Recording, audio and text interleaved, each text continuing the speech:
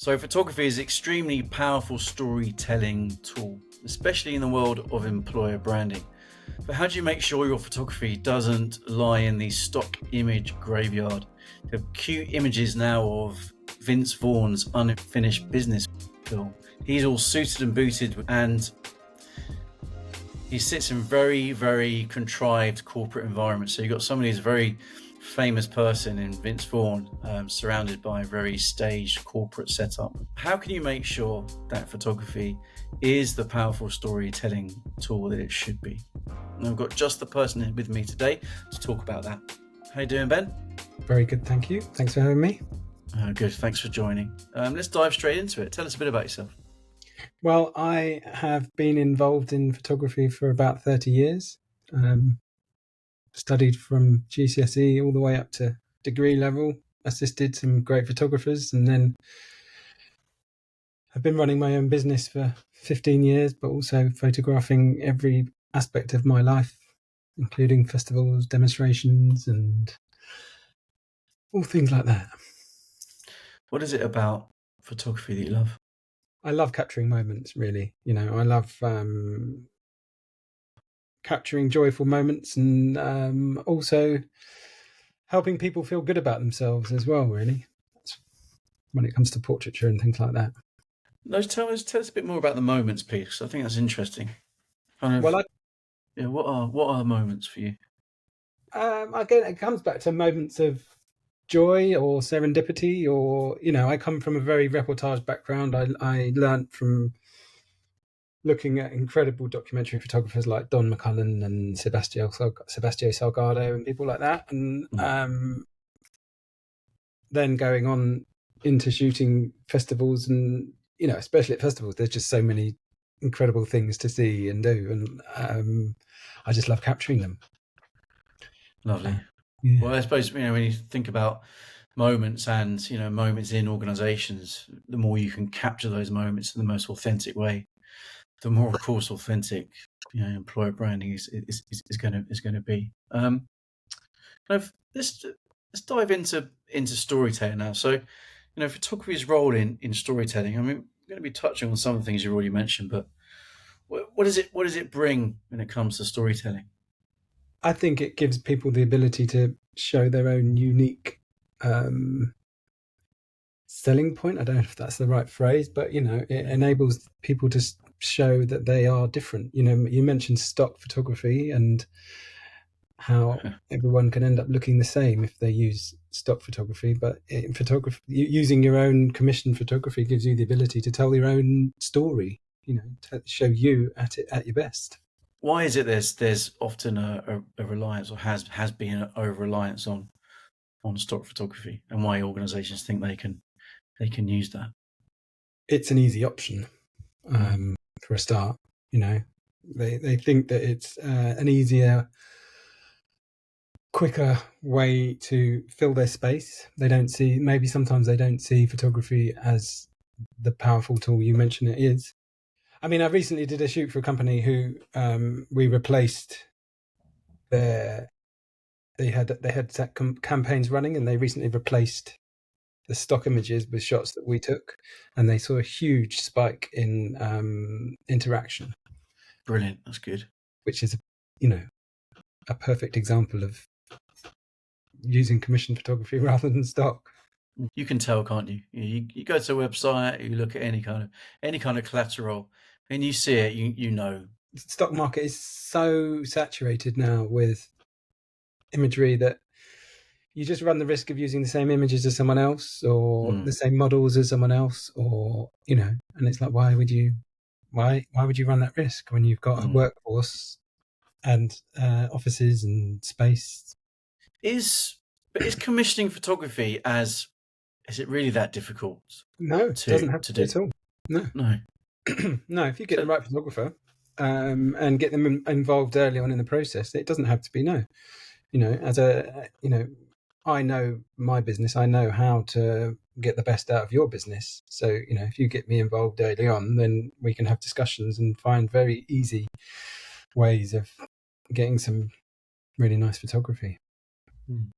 You mentioned a documentary kind of background that you got, that kind of ethos you approach things. Tell us a bit about that. How does that how how have you got to that point? Is there a connection with kind of your love of festival photography in Absolutely, this? yeah. I mean, I mentioned that I've shot a lot of festivals. I actually shot Glastonbury Festival for about almost 20 years. Oh, brilliant! Wow, Yeah, God, so I've got an goodness, archive going back. talk about moments. Yeah. So I've done lots of very muddy years, lots of very sunny years, and I basically learned to shoot in any environment, um, in any state, lack of Mm. sleep, all of that stuff.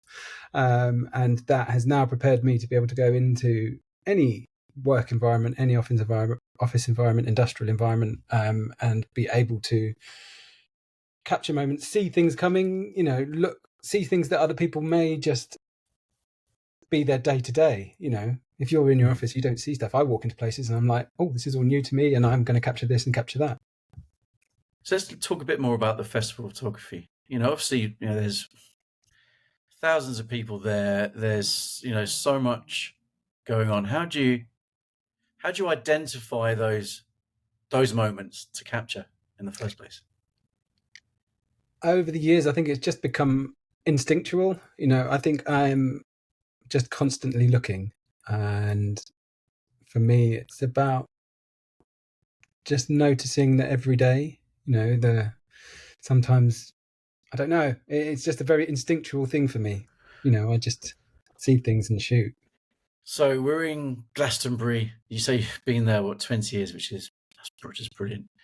Capturing all those moments there, you know, muddy fields, scorching hot days, various stages of sleep deprivedness, if that's a word, to then a working environment.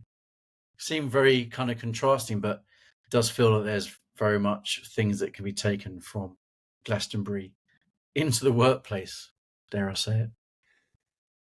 Yeah, but I mean, I suppose what it is that it comes back to me seeing things differently, seeing things in a different way, in a new way, in a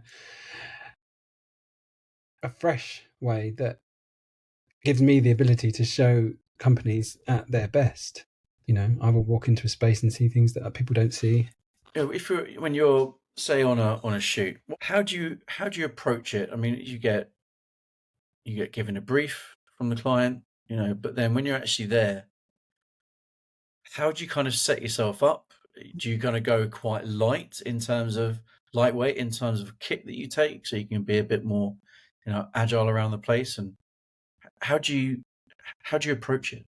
Well, yeah, I will. I always try to be lightweight, in the with kit and equipment and stuff like that. And in an ideal world, we would just walk into a space and just shoot reportage style of what's happening. But it's rarely the case. We often have Okay, to go in. We have to have a look around. We have to find spaces that are suitable, and we kind of approved, improved, yeah. And then we often approved. will Yeah. will set up scenes. We will often set up scenes, but once I've set up a scene, I tend to take a little step back and I then shoot it as if I'm in a reportage style. Hmm. So you don't get those forced moments of cheese. You actually get natural moments of people interacting with each other, authentic moments of people who don't necessarily realize they're being photographed, and that's when you get the best photography, really.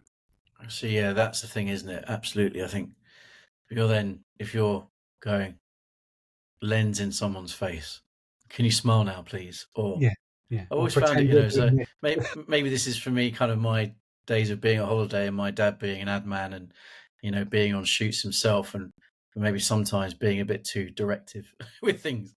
Can you just stand there? That's a nice position. I was like, so that kind of taken that and I've gone, if I see people taking shots and there's like, they're pretending to do something, so why don't you just let them do Yeah. it and capture it rather than trying to, set up. I mean, there's something about the setup, but, No, I've as I you say, had that very similar experiences to you. I think as at growing up and being photographed, and that made me much more inclined to try and capture the real moments, the yeah. as it happens, the genuine, authentic moments.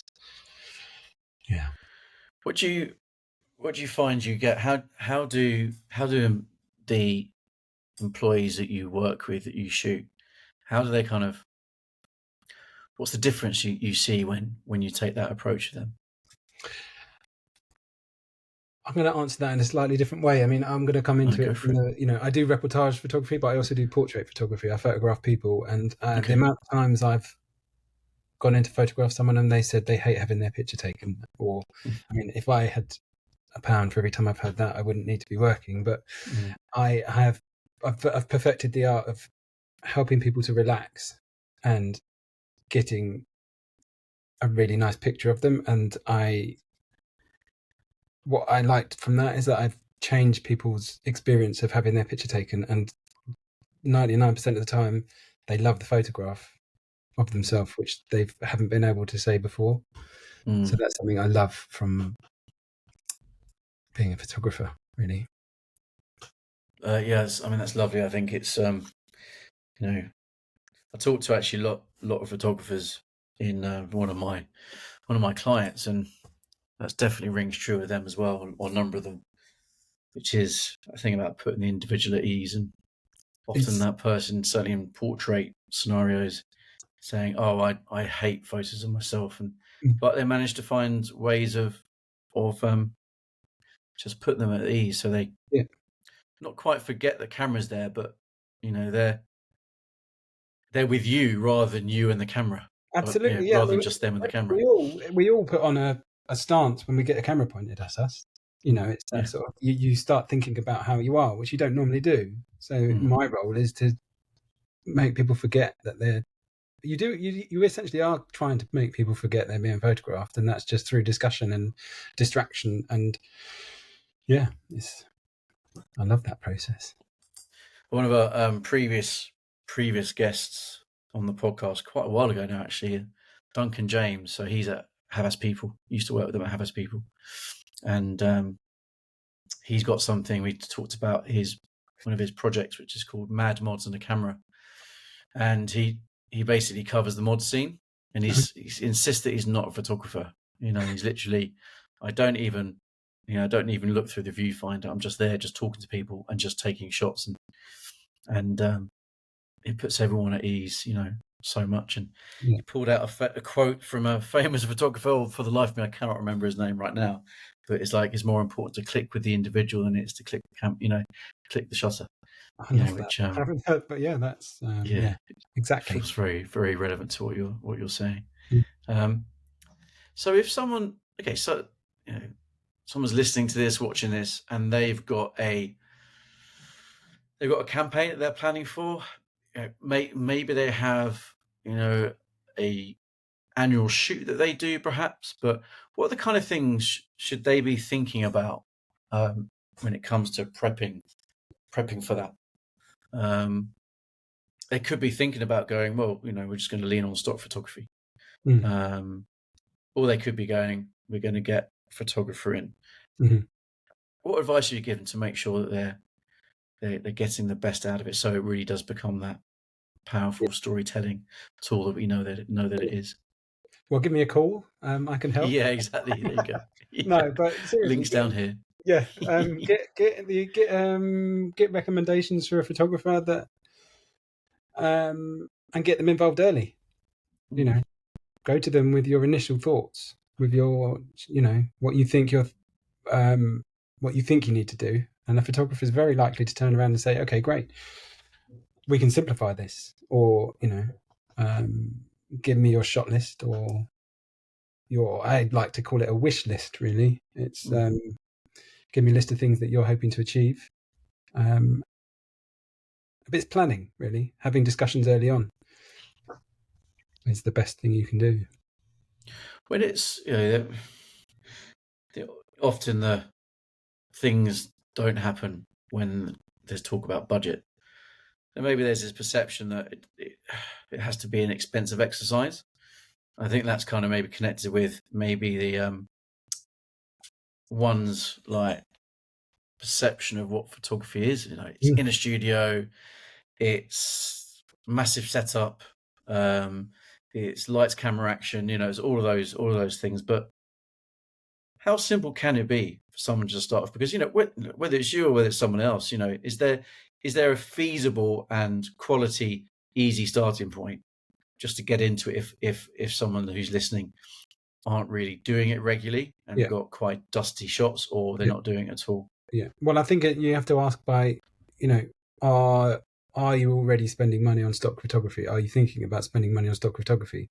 Because unless you're going into the sort of microstock world where you're paying, a couple of quid for a photograph, which is going to be awful. Yeah. If you're wanting to get even decent stock photography, which I don't generally ever advise, but if you're going to be looking at single stock shots, you're going to be spending quite a lot of money on stock. So why not apply that to a shoot? Yeah. And say, we've got this amount of money, what can we do with it? Rather than thinking it's going to be incredibly expensive. Start that conversation. Work out what you think you can spend. Have that conversation with a photographer. Is my advice, really. And actually, it can start with a campaign, can't it? Could be start off something, relatively, a big, maybe a priority, something where there's budget. Maybe it could be a graduate campaign, but then know that could be scalable, because they're seeing that kind of contrast in itself is quite powerful, isn't it? If one part of the business has these great shots, another part of the business doesn't. When you put quality in front of something not so quality, the difference is clear to see. So you're right. There's definitely ways around it, isn't there? Let's finish off with your favourite shot. My Tell us about favourite. your favourite shot.